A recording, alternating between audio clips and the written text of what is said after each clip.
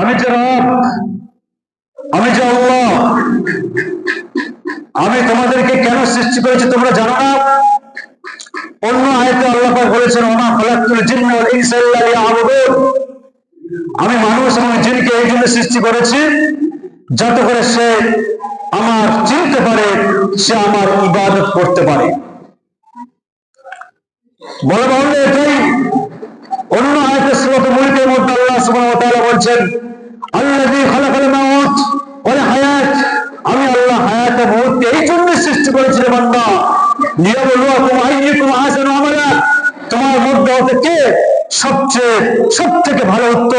সবথেকে ভালো উত্তম আমল করে নিয়ে আমি রব পর্যন্ত আসতে পারে। আমাকে আপনাকে আল্লাহ সুবহানাহু ওয়া তাআলা যে দুনিয়ার বুকে পাঠিয়েছেন তার একটা কারণ হলো আমি আপনি কত সুন্দর, কত উত্তম, কত ভালো আমল করে নিয়ে রবের পর্যন্ত পৌঁছতে পারি, রবের কাছে যেতে পারি। কেননা আল্লাহ সুবহানাহু ওয়া তাআলা অন্য আয়াতের মধ্যে বলছেন, কুল্লু নাফসিন যায়িকাতুল মাউত, প্রত্যেকটা নফসকে মৃত্যুর স্বাদ চাখতেই হবে। প্রত্যেকটা নফসকে, যে ব্যক্তির ভিতরে প্রাণ আছে সেই ব্যক্তিকে একদিন না একদিন মৃত্যুর স্বাদ চাখতেই হবে। অন্য আয়াতে আল্লাহ সুবহানাহু ওয়া তাআলা বলছেন, ওয়া হুয়া মাআকুম আইনামা কুনতুম আল্লাহু বিমা তা'মালুনা বাসীর। হে দুনিয়ার মানুষ, তোমরা শোনো, তোমরা যেখানেই অবস্থান করো না কেন, তোমরা যেখানেই পদার্পণ করো না কেন, আমি আল্লাহ তোমাদের সাথে সর্ব অবস্থায় আমি থেকে থাকি। আমার রব আমার সাথে সব সময় থাকেন। কিরামান কাতিবিন ইয়ালামুনা মা তাফআলুন, কিরামান কাতিবিন নামক যে দুই ফেরেশতা আমাকে আপনাকে যে আল্লাহ সুবহানাহু ওয়া তাআলা নিযুক্ত করে রেখেছেন, 24টা ঘন্টা সে আমার আপনার সমস্ত ভালো আমল, সমস্ত খারাপ আমল সবকিছু তারা লিপিবদ্ধ করে যাচ্ছে। আমরা কাল কিয়ামতের দিনে যখন ফেরেশতারা যখন আমলনামা দেখাবেন, আমলনামা দেখানোর পরে আমরা অস্বীকার করবো যে আল্লাহ আপনার ফেরেশতা মিথ্যা বলছে। যখন আমরা এই যুক্তি আল্লাহর সামনে আমরা যখন বলবো, তখন আল্লাহ সুবহানাহু ওয়া তাআলা বলবে, আচ্ছা ঠিক আছে, ফেরেশতারা নাই মিথ্যা কথা বলছে। যে জায়গায় তুমি অকর্ম কুকর্ম করেছিলে, যে জায়গায় বসে তুমি জুলুম করেছিলে, যে জায়গায় বসে তুমি ধোঁকা দিয়েছিলে, সেই জায়গাতে কখনো মিথ্যা কথা বলবে না। যে জায়গা গিয়ে মানুষ আল্লাহর হুকুম লঙ্ঘন করেছে, বিশ্ব নবীর নুরানি তরিকা ছেড়ে দিয়েছে, সেই জায়গা, সেই পবিত্র ভূমি সেদিন তার বিরুদ্ধে সাক্ষী দেবে। তখনও বান্দা অস্বীকার করবে, না না আল্লাহ, এই জমিনও মিথ্যা কথা বলে, আমি এসব কাজ দুনিয়াতে করিনি।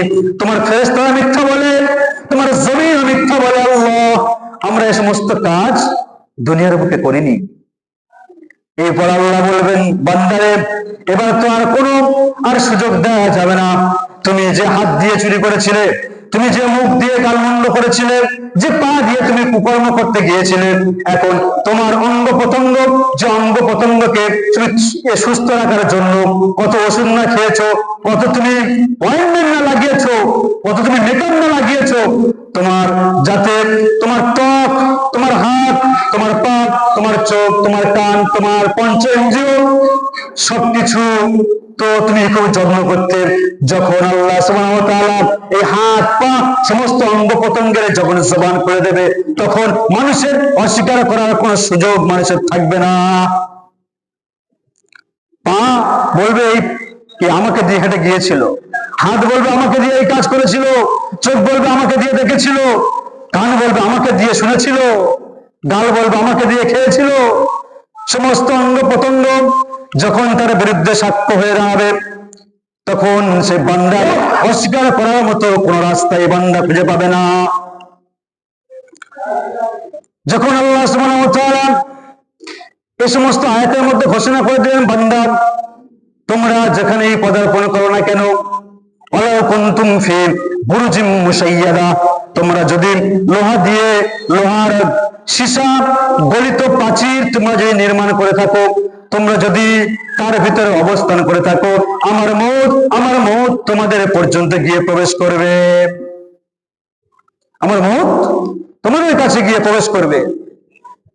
সেজন্য কবি একটা কবিতা বলেছেন, জমি মিলে মরিতে হবে, অমরকে কোথা পাবে, এমন জীবন করিও গঠন, মরণে হাসিবে তুমি কাঁদিবে ভুবন, মরণে হাসিবে তুমি কাঁদিবে ভুবন, এমন জীবন গঠন করো। আল্লাহর নবীর সাহাবারা ছিল জান্নাতের পাগল, আমরা হয়ে গেছি আজকে দুনিয়ার পাগল। পার্থক্য এখানেই। পার্থক্য কোথায়? পার্থক্য এখানেই। আল্লাহ সুবহানাহু ওয়া তাআলা অন্য আয়াতের মধ্যে বলেছেন, বান্দা তুমি যদি লোহা দিয়ে ঘেরা করে যদি তুমি ঘর বানাও, সীসা গলিয়ে যদি তুমি ঘর বানাও, একটা ছিদ্র যদি না রাখো, আমার মউত তোমার পর্যন্ত গিয়ে প্রবেশ করবে। সুতরাং আমরা যেখানেই থাকি না কেন, ইলা আজালিন মুসাম্মা, নির্দিষ্ট সময়ে আমাদেরকে মৃত্যুর স্বাদ চাকতে হবে।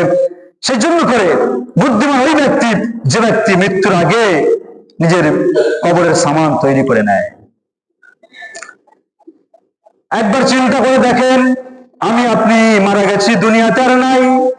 দু চোখ বন্ধ করে দেখেন, আমাকে চারজন আমাকে যখন খাটিয়া করে নিয়ে যাবে, কবরে যখন রেখে দেবে, উপর থেকে যখন ওই আগড়ে ফেলে দেবে, তারপরে যখন মাটি দিয়ে দেবে, ওই অন্ধকারের মধ্যে কেমনে আপনি থাকবেন যদি আপনার আমলনামা সহি না হয়? ওই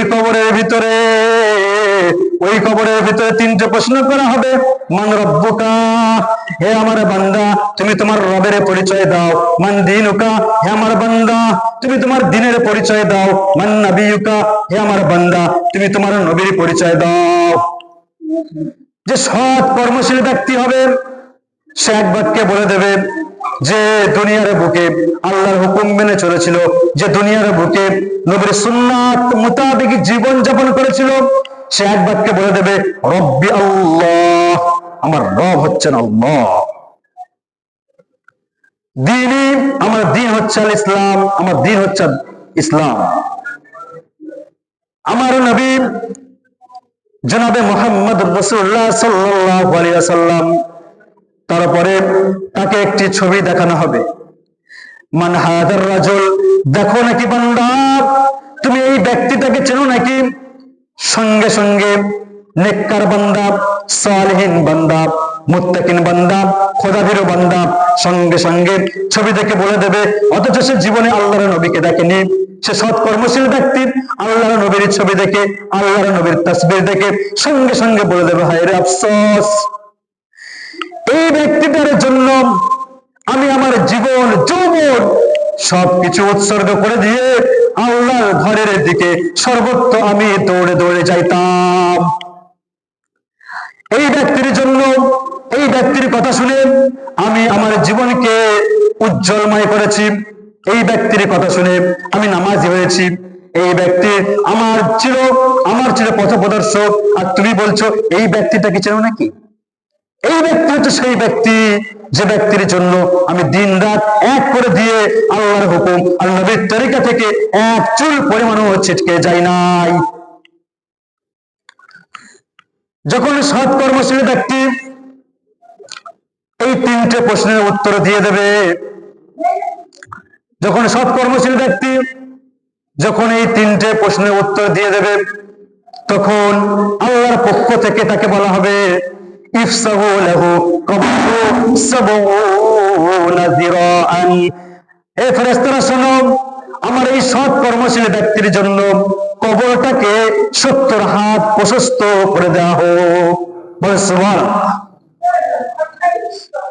দ্বিতীয় অফার দেওয়া হবে আমার এই সৎ কর্মশীল ব্যক্তির জন্য, ওয়াইফতাহু লাহু বাবুন ইলাল জান্নাহ, জান্নাত পর্যন্ত এই কবরটাকে একটা সুড়ঙ্গ বানিয়ে দেওয়া হোক, যে সুড়ঙ্গ দিয়ে জান্নাতের মিঠি মিঠি হাওয়া, জান্নাতের সুঘ্রাণ, জান্নাতের সুগন্ধ কবরে আসতেই থাকবে। আর আমার বান্দা কিয়ামত পর্যন্ত এটা উপভোগ করতেই থাকবে। বলে সুবহানাল্লাহ।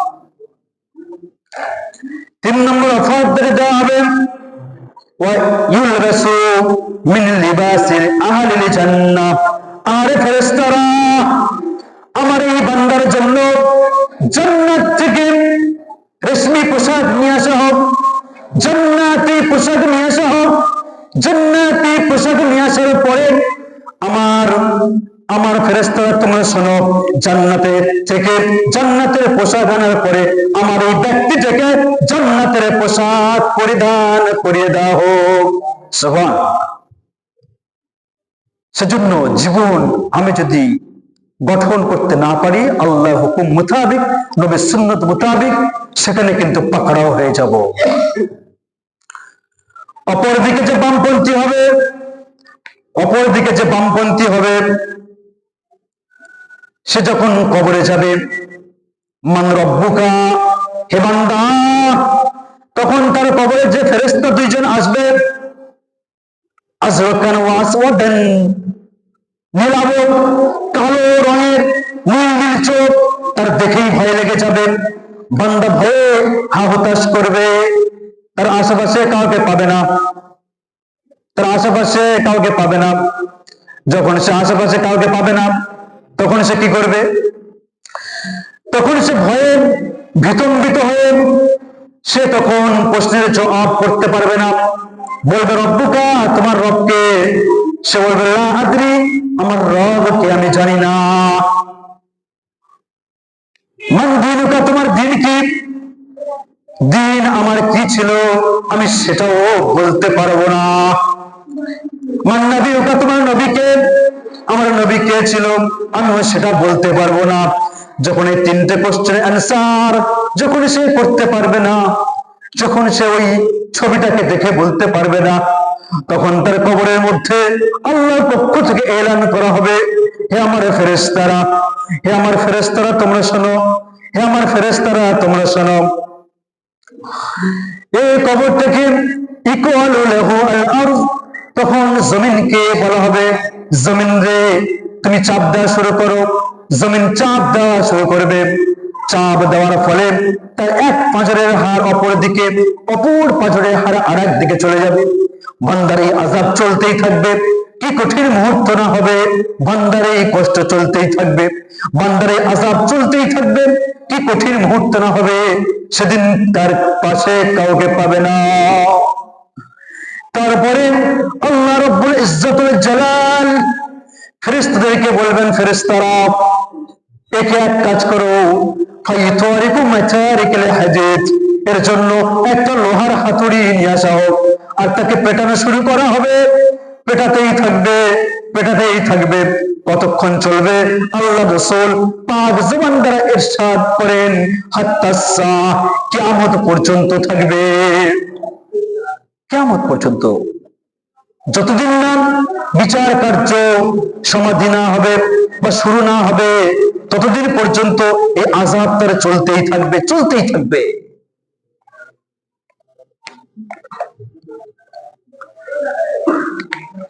এরপরে আল্লাহ সুবহানাহু ওয়া তাআলা তারপরে যে সৎ ব্যক্তি হলো তাকেও বলা হবে, নাম কানাউমের আরস, তুমি শুয়ে পড়ো, তুমি ঘুমিয়ে যাও। বাসর রাতে যেমন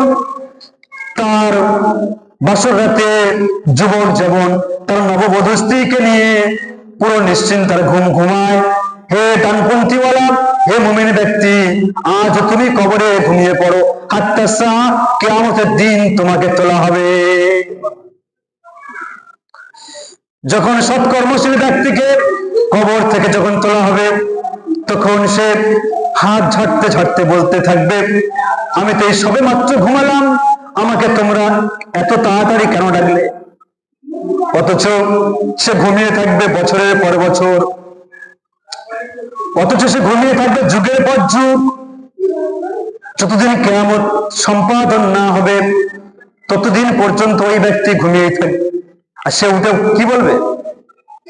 সে উঠে বলবে, আমাকে সবে ডাকা হচ্ছে, এত তাড়াতাড়ি আপনি ডাকছেন কেন আমাকে? আমি তো সবে ঘুমালাম। বন্ধুরে, বলার উদ্দেশ্য এটাই, জীবন গঠন করতে হবে আপনার, সিলেকশন করতে হবে আপনার। আপনি কি ডান দিকে যাবেন নাকি আপনি বাম দিকে যাবেন, সেটা ডিসাইড করতে হবে আপনাকেই। আপনার ডিসাইড কেউ করে দেবে না। আল্লাহ সুবহানাহু ওয়া তাআলা অন্য আয়াতের মধ্যে বলেছেন, আমি ওই কওমকে, ওই জাতিকে, ওই দলকে কখনোই হেদায়েত দিই না, কখনো সঠিক পথের দিশা দিই না, যে ব্যক্তি না নিজে প্রথমে আগে চেষ্টা না করবে, আমি ওই ব্যক্তিকে কখনোই হেদায়েত দিই না। চেষ্টা করতে হবে আমাকে, ফল দেবেন আল্লাহ পাক। চেষ্টা করতে হবে আমাকে, ফল দেবেন আল্লাহ পাক। সেজন্য করে আমি আর একটি আয়াত আপনাদের সম্মুখে পরিবেশন করেছি। আজকের আল্লাহর হুকুম আর নবীর তরিকাকে এই জমিনের বুকে কায়েম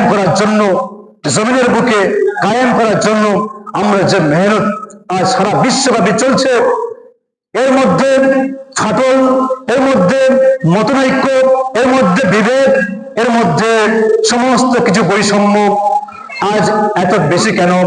আল্লাহ সুবহানাহু ওয়া তাআলা সূরাতুল হুজরাতের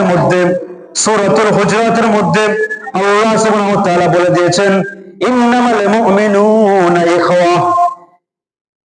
এই দুনিয়ার মানুষ, হে মুমিন মানুষ, তোমরা তো ভাই ভাই। তোমরা দ্বন্দ্বে কেন লিপ্ত হও? তোমরা ফাসাদের মধ্যে কেন লিপ্ত হও? যদি একে অপরের মধ্যে ফাসাদ হয়ে থাকে, একে অপরের মধ্যে দ্বন্দ্ব হয়ে থাকে, আমি আল্লাহ এটাই ইরশাদ করলাম, এটাই তোমাদের জন্য হুকুম করলাম, তোমরা তিসরা ব্যক্তি, তোমরা তৃতীয় ব্যক্তি, তোমরা 3 নম্বর পক্ষ, কখনো এটাকে নিয়ে মজা নেওয়া যাবে না। তোমরা তৃতীয় পক্ষ কি করবে? ফাসলিহু বাইনা আখওয়াইকুম। তোমরা তৃতীয় পক্ষ, সেই 2 পক্ষ যারা ঝগড়া বিবাদের মধ্যে লিপ্ত হয়েছিল, ঝগড়া বিবাদের কারণে একে অপরের সঙ্গে কথা বলে না, তুমি 3 নম্বর পক্ষ।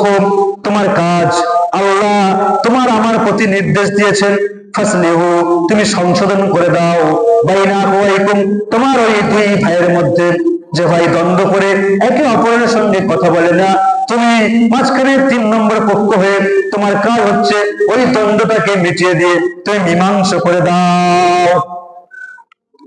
কি করে দেওয়া? মীমাংসা করে দেওয়া। আমরা কি করি? আরো লাগিয়ে দিই। কি করে? আরো ঝগড়া লাগিয়ে দিই আমরা। আল্লাহ বলছেন তুমি মিলিয়ে দাও। তবে মিলিয়ে দেবে কি? পার্সিয়ালিটি করবে, কারো পক্ষপাতিত্ব করে মিলিয়ে দেবে না, না, তুমি মিলিয়ে দেবে ওয়াত্তাকুল্লাহ। তুমি আল্লাহর ভয় অন্তরে স্থাপন করে, আল্লাহর ভয় তোমার অন্তরে লালন করে, আল্লাহকে ভয় করে, আল্লাহ যে সঠিক বিচার করতে বলেছেন, আল্লাহর ভয় বুকের মধ্যে লালন করে তুমি যখন সেই সঠিক বিচার করে 2 পক্ষের মধ্যে মীমাংসা করে দেবে, আল্লাহ সুবহানাহু ওয়া তাআলা বলেন লাআল্লাকুম তুরহামুন। তারপরেই তোমরা, আল্লাহ আমার পক্ষ থেকে তোমার রহমত বর্ষিত হবে। একবার জোরে বলেন না সুবহানাল্লাহ। এই পৃথিবীর বুকে ভাই ভাইয়ের দ্বন্দ্ব, ভাই ভাইয়ের কথা হয় না, ভাই ভাইয়ের বিবাদ, ভাই ভাইয়ের মধ্যে বিদ্বেষ, এর কারণ হচ্ছে আমরা একে অপরের যে কারণে কথা বলি না, সে কারণগুলো আমি আজ আপনাদের সম্মুখে বলবেন ইনশাআল্লাহ। আল্লাহ সুবহানাহু ওয়া তাআলা বললেন, তোমরা তো ভাই ভাই, তোমরা ভাই ভাইয়ের মধ্যে যদি কোনো অশান্তি লেগে থাকে, তোমরা একে অপরের মিলিয়ে দাও, আল্লাহকে ভয় করে মিলিয়ে দাও। আল্লাহকে ভয় করে মিলিয়ে দেওয়ার পরে আমি আল্লাহ তারপরে তোমাদের উপরে রহমত বর্ষিত করব। এই পৃথিবীতে, এর আগের জমায় বলেছি, এই পৃথিবীতে ভাইচারা, মিল, মহব্বত কয় ধরনের? 3 ধরনের। 1 নম্বর ভাই আল উখুয়া আল ইনসানিয়া। আল উখুয়া আল ইনসানিয়া, প্রথম হচ্ছে মানবিক ভাই। কি ভাই? মানবিক ভাই। আর দ্বিতীয় হচ্ছে আল উখুয়া আর নাসাবিয়া, 2 নম্বর হচ্ছে দিনী ভাই। 3 নম্বর হচ্ছে আল উখুয়া আর দিনিয়া, দিনী ভাই। তিনটে ভাইয়ের কথা আল্লাহ সুবহানাহু ওয়া তাআলা এখানে বলেছেন। এক নম্বর ভাই হচ্ছে মানবিক ভাই, দুই নম্বর ভাই হচ্ছে আমার রক্তের ভাই, চাচাতো ভাই, মায়ের পেটের ভাই, তিন নম্বর ভাই হচ্ছে দ্বীনি ভাই। মানবিক ভাই বাপ আদম ও মা হাওয়া থেকে যে সমস্ত সন্তানরা এই দুনিয়ার বুকে এসছেন এবং আসবেন, সকলে আমরা ভাই ভাই, সকলে আমরা ভাই ভাই। নাম্বার দুই হচ্ছে আল উখুয়া আর নাসাবিয়া, বংশীয় ভাই, আমার রক্তের ভাই, আমার মায়ের পেটের ভাই, আমার চাচাতো ভাই, আমার ফুফাতো ভাই, আমার খালাতো ভাই, এই যে ভাই ভাই, এই ভাই যদি কোথাও একটা ভাই যদি অসুস্থ হয়ে যায়, আক্রান্ত হয়ে যায়, অপর ভাই ছুটে যায় কি যায় না? ছুটে যায়। তাহলে একটা টান থাকে, একটা মিল মহব্বত থাকে। তিন নম্বর হচ্ছে আল্লাহ সুবহানাহু ওয়া তাআলা যে ভাইয়ের কথা বলেছেন কোরআনে, আর উখুয়া দ্বীনিয়া, দ্বীনি ভাই। কি ভাই? আজকে আমার দ্বীনি ভাই ফিলিস্তিনের বুকে মার খায়, আমার অন্তর কাঁপে কি কাঁপে না? আজকে আমার দ্বীনি ভাই মায়ানমারের বুকে মার খায়, আমার অন্তর কাঁপে কি কাঁপে না? তারা আমার দ্বীনি ভাই, আমার মুসলমান হলেই সে আমার ভাই। আর মুসলমানের যখন ভাই ভাই, ভাই ভাইয়ের সম্পর্ক কেমন হবে? মিসালুল মুমিনিনা ফি তারাদ্দিহিম ওয়া তারামিহিম কামাসালিল জাসাদ। মুমিন ভাই ভাইয়ের এক নম্বর বৈশিষ্ট্য হলো যে মুমিন হবে এক দেহ এক প্রাণ। কি হবে? এক দেহ এক প্রাণ। এই শিক্ষাটা কে দিয়েছেন? আমার রাসূল দিয়েছেন, আমার নবী দিয়েছেন। আমার নবী বলেন যে মুমিন হবে এক দেহ এক প্রাণ। যদি কারোর হাতে কেটে যায়, পায়ে কেটে যায়, তার যেমন ব্রেনে যেমন সে আঘাত পায়, তার পায়ে কেটে গেলে অন্য বডি যেমন আঘাত প্রাপ্ত হয়, ঠিক তেমন ভাবে আমার অন্য ভাই যদি কোনো মুসিবতে পড়ে আমারও কষ্ট হওয়া উচিত। আজকে আমার আপনার ভাইচারা সম্পর্কে আল্লাহর নবী আরো কথা বলেছেন। আল মুমিনু মিরআতুল মুমিন, মুমিন মুমিনের ভাই ভাই, মুমিন মুমিনের ভাই স্বরূপ, আয়না স্বরূপ।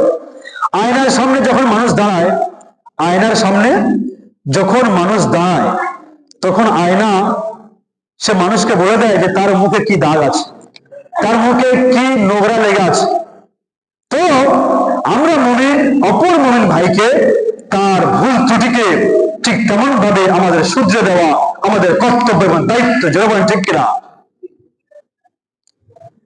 আজকের এই মুমিনের সম্পর্ক কেমন হবে? আমার ভাইয়ের সঙ্গে আমার সম্পর্ক কেমন হবে? আমার অন্যান্য ভাইয়ের সঙ্গে আমার সম্পর্ক কেমন হবে? আল্লাহ নবী বলেন, বুনিয়ান মাসুস, সীসা ঢালা প্রাচীর যেমন মজবুত হয়, এক ভাইয়ের সঙ্গে অপর ভাইয়ের মিল মহব্বত বন্ধন ঠিক সেই রকম মজবুত হবে। বলে সুবহান। সেজন্য করে যাতে মিল মহব্বত যাতে আমার আপনার সদীয় থাকে, আমি আপনাদের সম্মুখে 10টি পয়েন্টের উপর কথা বলবো। 10টি পয়েন্টের উপরে যদি আমি আপনি চলতে পারি, মানতে পারি এবং আমল করতে পারি, ইনশাআল্লাহ তাআলা আমার আপনার ভিতরে কোনো বিবাদ থাকবে না, আমার আপনার ভিতরে কোনো কলহ থাকবে না, আমার আপনার ভিতরে কোনো দ্বন্দ্বই থাকবে না, ইনশাআল্লাহ। এক নম্বর হচ্ছে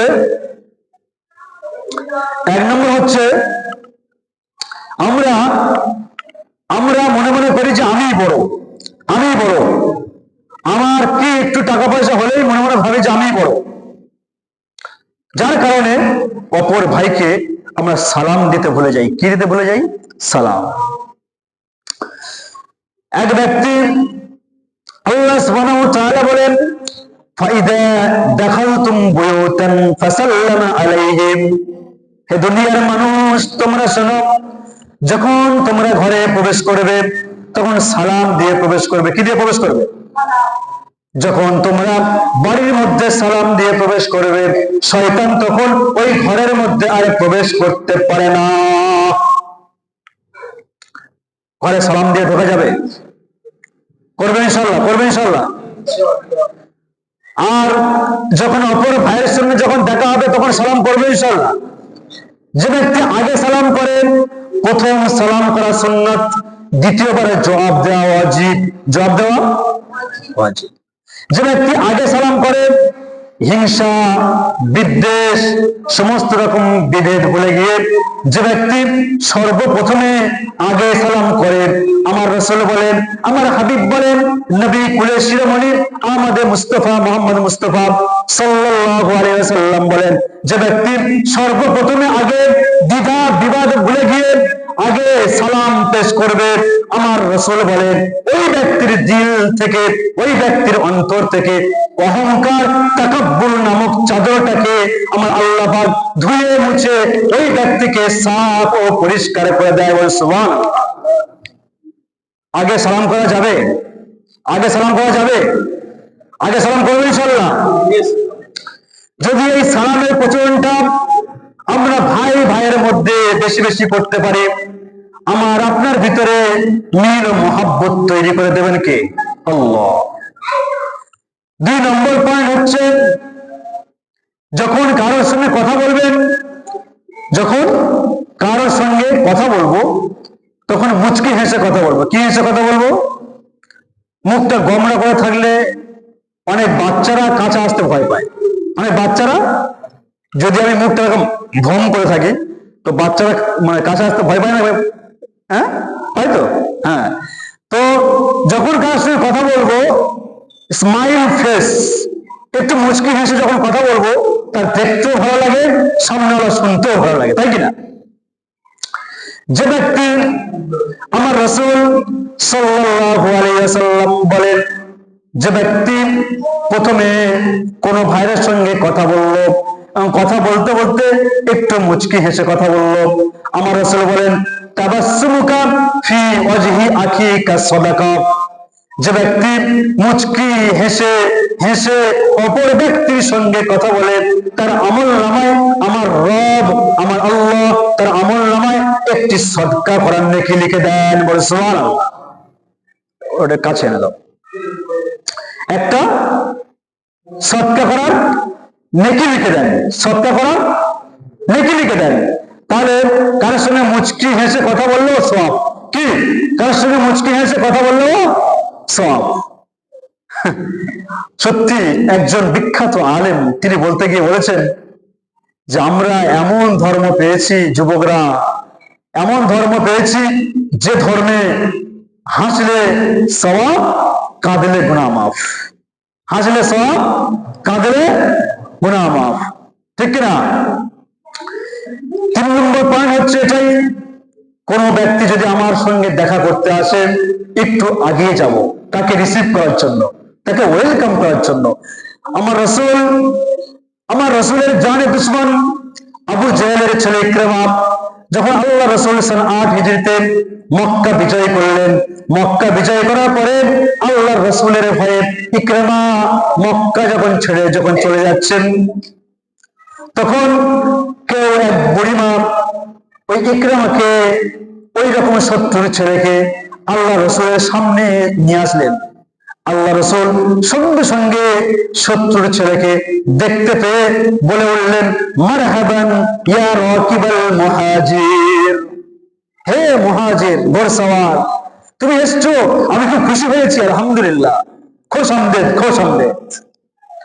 যখন কেউ আমার কাছে আসে, তখন যদি আমি একটু বাইরে বেরিয়ে তাকে যদি রিসিভ করি, তার আমার মধ্যে ভ্রাতৃত্ব বোধ, মিল ও মহব্বত তৈরি করবেন কে?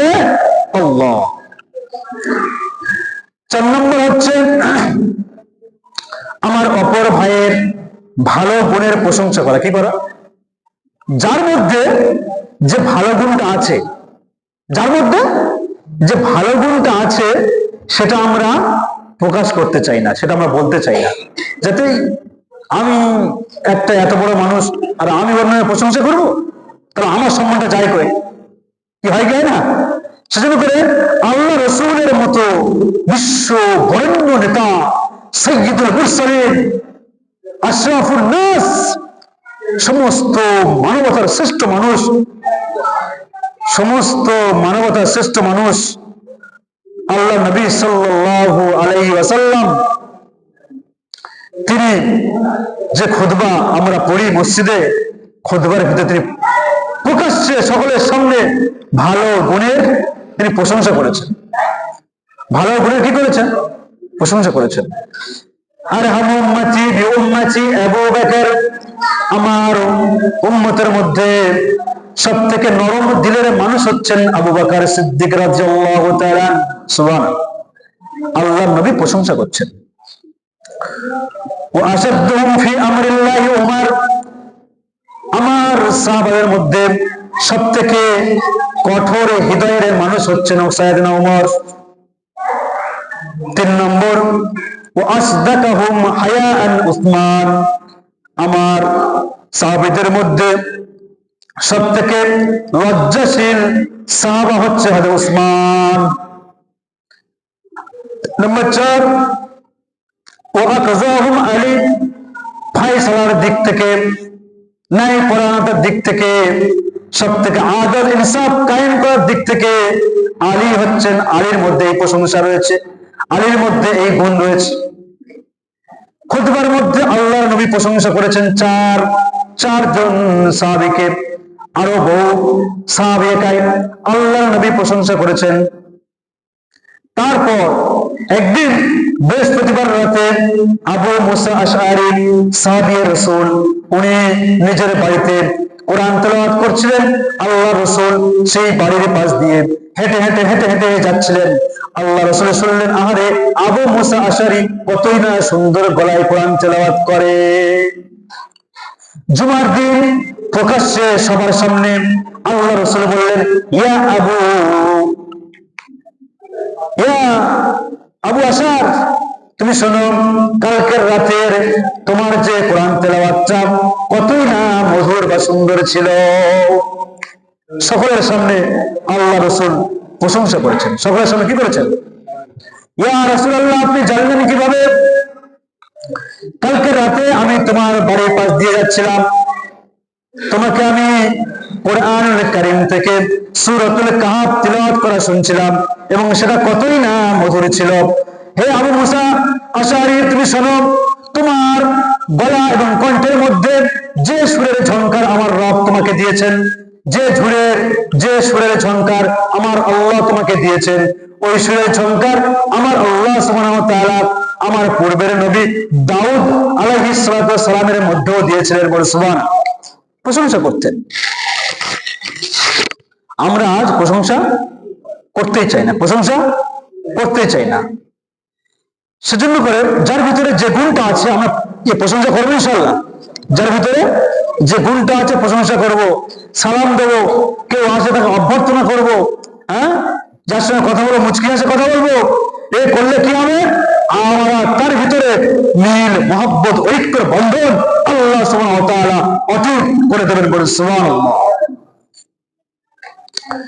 নাম্বার 5 হচ্ছে কল্যাণ কামনা করা। কি করা? কল্যাণ, অপর ব্যক্তির কি চাওয়া? অপর ব্যক্তির ভালো চাওয়া, কল্যাণ চাওয়া, অপর ব্যক্তির কল্যাণ চাওয়া, অপর ব্যক্তির খারাপই না চাওয়া, অপর ব্যক্তির যে আল্লাহ ওর একটু ভালো আছে, ও যাতে খারাপ হয়ে যায়, চাই কি চাই না? কিন্তু আল্লাহ রাসূল বলেছেন কল্যাণ চাও, অপর ব্যক্তির জন্য তুমি কল্যাণ চাও, ভালোই চাও। কেননা যে ব্যক্তি অপর ব্যক্তির জন্য ভালোই চায়, আল্লাহ গো, আমি আমার ভাইয়ের জন্য দোয়া করি, আল্লাহ তাকে তুমি শেফায়ে কুল্লিয়া আজিলা মুস্তামিলা দাইমা তুমি নসিব করে দাও। আল্লাহ তুমি তার সংসারটাকে সুখময় করো, আল্লাহ তুমি তার সংসারটাকে সুখময় করো, আল্লাহ তুমি তার সংসারটাকে সুখময় করো। সেজন্য করে যখন কোনো ব্যক্তি এই দোয়া করে যে আল্লাহ অমুক ব্যক্তিকে তুমি শেফা দান করো, অমুক ব্যক্তি আর্থিক সংকটে পড়ে আছে, তার অর্থে দিয়ে আল্লাহ তুমি সাহায্য করো, যখন কোনো ব্যক্তি অপর ব্যক্তির জন্য দোয়া করে, ফেরেশতারা তখন পাল্টা ভাবে আল্লাহর কাছে দোয়া করে, ও আল্লাহ, এই যে ব্যক্তিটা তোমার অপর ব্যক্তির জন্য মাগফিরাতের দোয়া চায়, এই যে ব্যক্তিটা তোমার অপর ব্যক্তির জন্য কল্যাণ কামিতার দোয়া করে, সর্বপ্রথমে যে ব্যক্তিটা দোয়া করছে এই ব্যক্তিটার ওই সমস্ত কল্যাণ তুমি আল্লাহ আগে এদেরকে তুমি দান করে দাও। তাহলে অপরের কল্যাণ চাওয়া মানে নিজের ভালাই। 6 নম্বর হচ্ছে কারো বিপদে আগিয়ে যাওয়া। কারো বিপদে কি করা? কারো বিপদে আগিয়ে যাওয়া। আমরা যদি কোনো ব্যক্তি বিপদে পড়ে যায়, আমরা দেখে দেখে কি করি? মজা নেই কিনি না? হ্যাঁ, আল্লাহ রাসূল সাল্লাল্লাহু আলাইহি ওয়াসাল্লাম বলেন, আল্লাহ রাসূল সাল্লাল্লাহু আলাইহি ওয়াসাল্লাম বলেন, মা ফি আউনিল আবদি আখি মা দামাল আবদ ফি আউনি আখি। যে ব্যক্তি অপর ব্যক্তির সাহায্যে যতক্ষণ থাকে, অপর ব্যক্তির সাহায্যে যে ব্যক্তি যতক্ষণ থাকে, সেই ব্যক্তির সাহায্য আমার আল্লাহ ঠিক ততক্ষণ করতেই থাকে। বলে সুবহানাল্লাহ। আমি অপর ব্যক্তিকে সাহায্য করব, আল্লাহ আমার সাহায্য করবে। আমি অপর ব্যক্তিকে সাহায্য করব, আল্লাহ আমার সাহায্য করবে। নাম্বার 7 হচ্ছে অসুস্থ ব্যক্তিকে দেখিতে যাওয়া। অসুস্থ ব্যক্তিকে দেখিতে গেলে সে ব্যক্তির ভিতরে আর যে ব্যক্তি দেখতে যায় সেই ব্যক্তির ভিতরে মিল ও মহব্বত তৈরি করে দেন আল্লাহ। আপনি অসুস্থ ব্যক্তিকে দেখিতে গেলে ফায়দা কার? আপনার। ফায়দা কার? ফায়দা আপনার। কেমন ফায়দা? যে ব্যক্তি কোন অসুস্থ ব্যক্তিকে দেখিতে যায়, যদি সকালে যায় সন্ধ্যা পর্যন্ত, আর যদি সন্ধ্যায় যায় সকাল পর্যন্ত, রহমতের ফেরেশতা তার জন্য মাগফিরাতের দোয়া করতে থাকে। বলে সুবহানাল্লাহ। তাহলে ফায়দা কার হবে এখানে? লাভ কার? লাভ তো আপনার, লাভ তো আমার। সুতরাং অসুস্থ ব্যক্তিকে দেখিতে যাবে ইনশাআল্লাহ। একবার আল্লাহ রাসূল সাল্লাল্লাহু আলাইহি ওয়াসাল্লাম সাহাবায়ে কেরামকে ডাকলেন এবং বললেন, আজকের কে অসুস্থ ব্যক্তিকে দেখিতে গেছো? সাইয়েদনা আবু বকর সিদ্দিক বললেন, ইয়া রাসূলুল্লাহ আমি গেছি। আজকের কে রোজা রেখেছো? সাইয়েদনা আবু বকর সিদ্দিক বললেন, ইয়া রাসূলুল্লাহ আমি রোজা রেখেছি। আজকের কে অপর ব্যক্তিকে সাহায্য করেছো? ইয়া রাসূলুল্লাহ আমি করেছি।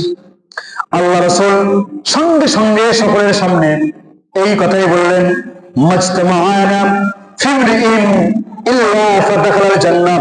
যে ব্যক্তির ভিতরে এতগুলো গুণ একত্রে থাকতে পারে ওই ব্যক্তি জান্নাতি না হয়ে পারে না।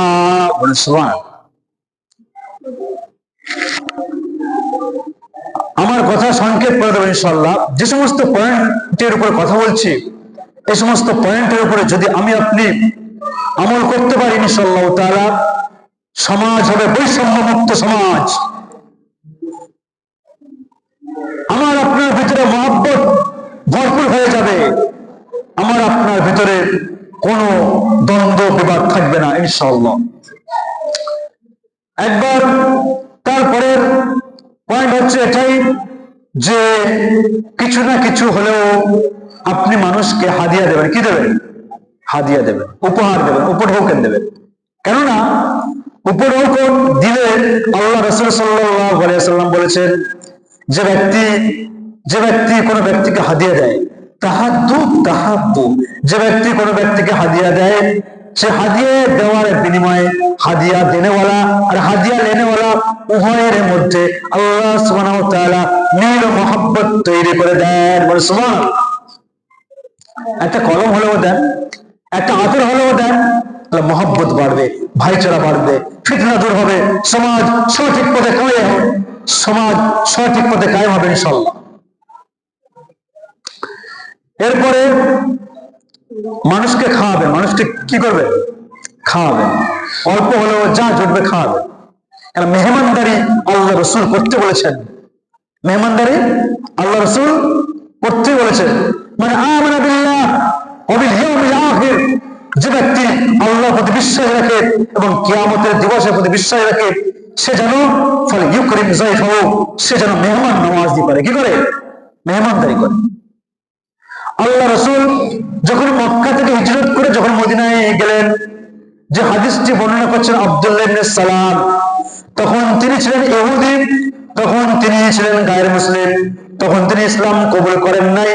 ঠিক সেই মুহূর্তে যখন আল্লাহর রাসূল মদিনায় গিয়ে পৌঁছলেন, মদিনায় যাওয়ার পর তখন মদিনার ছোট্ট ছোট্ট যুবকরা পড়তে শুরু করলো, তোরা আল বদরু আলাইনা মিন সানিয়াতিল ওয়াদাই, আরে আমাদের মদিনার উপরে যেন চৌধুরী চন্দ্র বা চাঁদ যেন স্বয়ং আমাদের মদিনার উপরে নেমে চলে এসেছে। বলে সুবহানাল্লাহ। আল্লাহ রাসূল সেখানে যাওয়ার পর সাথে একজনের সাথে আবু বকর, আল্লাহ রাসূল সেখান থেকে 4টে কর্মসূচি দিয়েছিলেন। হে মদিনাওয়ালা, তোমরা শোনো, ও আফসুস সালাম, তোমরা একে অপরের প্রতি সালাম বিনিময় করবে, ও আতিমুত তাআম, আর তোমরা একে অপরের একটু মেহমানদারি করবে, খাওয়াবে, মেহমানদারি করবে, খাওয়াবে। তারপর ওয়াসিলুল আরহাম, আত্মীয় সম্পর্ক বজায় রাখবে, আত্মীয় সম্পর্ক বজায় রাখবে, একে অপরকে সালাম বিনিময় করবেন, একে অপরকে খাওয়াবেন, আর আত্মীয় সম্পর্ক বজায় রাখবেন। আর ওয়াসাল্লুন নাস ওয়ান নিয়াম, যখন সমস্ত মানুষরা ঘুমিয়ে পড়ে তখন তুমি রাত্রে জাগ্রত হয়ে তাহাজ্জুদ নামাজ আল্লাহর কাছে দোয়া করবে। তুমি তাহাজ্জুদ নামাজ পড়বে, যখন সারা রাত্রে লোক ঘুমায় তখন তুমি উঠে আল্লাহকে ডাকো। এই যে 4টে কর্মসূচি দিয়েছেন, তার মধ্যে 3 নম্বর বা 2 নম্বর কর্মসূচি হলো ওয়াতিমুত তাআম, তোমরা মানুষকে খাও। তার পরের পয়েন্ট হচ্ছে, সময় খুব সংক্ষেপ, কথা শেষ করে দেবো, একটু পর আজান হবে। তার পরবর্তী পয়েন্ট হচ্ছে এটাই যে মিলিয়ে দাও। কি করা? মিলিয়ে দেওয়া। যে আয়াতটা দিয়ে আমি শুরু করেছিলাম সে আয়াতটা দিয়ে শেষ করছি। ইন্নামাল মুমিনুনা ইখওয়া, হে বিশ্ববাসী তোমরা শোনো, দুনিয়ার একে অপরের তোমরা সবাই ভাই ভাই। ভাই ভাই যখন একে অপরের সঙ্গে দ্বন্দ্ব করে থাকে, ভাই ভাই যাকে একে অপরের সঙ্গে ফাসাদ করে থাকে, তুমি 3 নম্বর ব্যক্তি, ফাসলিহু বাইনাহুম, তুমি মাঝখানে গিয়ে সেটা মিটমাট করে দাও, তুমি মীমাংসা করে দাও। মীমাংসা করে দিলে লাআল্লাকুম তুরহামুন, ওয়াত্তাকুল্লাহ, যখন তুমি আল্লাহকে ভয় করে যখন মীমাংসা করে দিলে লাআল্লাকুম তুরহামুন, তুমি আল্লাহর পক্ষ থেকে তুমি রহমত বর্ষিত হবে। একবার জোরে বলেন না সুবহানাল্লাহ। যে ব্যক্তি একে অপরে মিলিয়ে দেয়, আমার রাসূল জনাবে মুহাম্মদ রাসূলুল্লাহ সাল্লাল্লাহু আলাইহি ওয়াসাল্লাম বলেন, আলা উখবিরাকুম, হে আমার সাহাবারা তোমরা শোনো, আলা উখবিরাকুম বিআফজাল, আমি তোমাদেরকে এমন একটি খবর বলবো না যে খবরটা, যে সুসংবাদটা মিন দারাজাতি মিনাস সিয়ামি ওয়াস সালাতি ওয়াজ যাকাতি, যে সুসংবাদটা সদকার চেয়েও, যাকাতের চেয়েও, নামাজের চেয়েও সবথেকে বেশি আমল হবে, এমন একটি আমল আমি তোমাদেরকে বলে দেব না? সাহাবারা এক বাক্যে বললেন, ক্বালু বালা ইয়া রাসূলুল্লাহ, হে আল্লাহর রাসূল, কেন নয়, আপনি আমাদেরকে অবশ্যই করে বলেন। আল্লাহ রাসূল বললেন, ইসলাহু যাতিল বাইন, তোমরা একে অপরের মধ্যে মীমাংসা করে দাও। মীমাংসা করে দিলে মীমাংসার এত বড় সওয়াব, মীমাংসার এত বড় পুণ্য, যে পুণ্যটা, যে সওয়াবটা নামাজ পড়ার থেকেও বেশি, যাকাত দেওয়ার থেকেও বেশি, রোজা রাখার থেকেও বেশি। আমরা সকলে আমল করব ইনশাআল্লাহ। সময় খুব সংক্ষেপ। যে 10টি বিষয় আমি আপনাদের সম্মুখে বলেছি, প্রথম হচ্ছে সালাম করব। কি করব? যার সঙ্গে কথা বলবো মুচকি হেসে কথা বলবো। কেউ আমার সঙ্গে দেখা করতে আসলে তাকে অভ্যর্থনা করব। নাম্বার 4 হচ্ছে ভালো গুণের প্রশংসা করব। নাম্বার 5 হচ্ছে কল্যাণ কামনা করব। নাম্বার 6 হচ্ছে যে অন্যের যখন বিপদ হবে অন্যের বিপদে আগিয়ে যাব। নাম্বার 7 হচ্ছে অসুস্থ ব্যক্তিকে দেখতে যাওয়া, দেখতে যাবো ইনশাআল্লাহ। নাম্বার 7 হয়ে গেল। নাম্বার 8 হচ্ছে কাউকে হাদিয়া দেওয়া। কাউকে কি দেওয়া? হাদিয়া দেওয়া। নাম্বার 9 হচ্ছে মানুষকে খাওয়ানো, মানুষকে খাওয়ানো। বাসনে ভাত না থাকলে ভাষণে পেট ভরে না, মানুষকে খাওয়াতে হবে। কি করতে হবে? খাওয়াতে হবে। যে কর্মসূচি আল্লাহ রাসূল দিয়েছেন, নম্বর 10 হচ্ছে মিলিয়ে দিতে হবে। কি করতে হবে? মিলিয়ে দেবো যুবকরা ইনশাআল্লাহ। যেখানে ঝগড়া ফাসাদ অশান্তি হবে সেখানে আমরা গিয়ে কি করবো? পেট্রোল হয়ে দেবো নাকি মিলিয়ে দেবো? সেজন্য করে ইনশাআল্লাহ তাআলা যা কিছু কথা বলেছি, যা কিছু আমরা সকলে এখানে বসে শ্রবণ করেছি, সর্বপ্রথমে আল্লাহ পাক আমাকে, তারপর আপনাকে সকলকে এই পয়েন্টের উপরে ভিত্তিক, এই পয়েন্টের উপরে আমল করে চলার এবং মানার এবং আমল করার তৌফিক দান করেন। ওয়া আখির দাওয়ানা আলহামদুলিল্লাহি রাব্বিল আলামিন।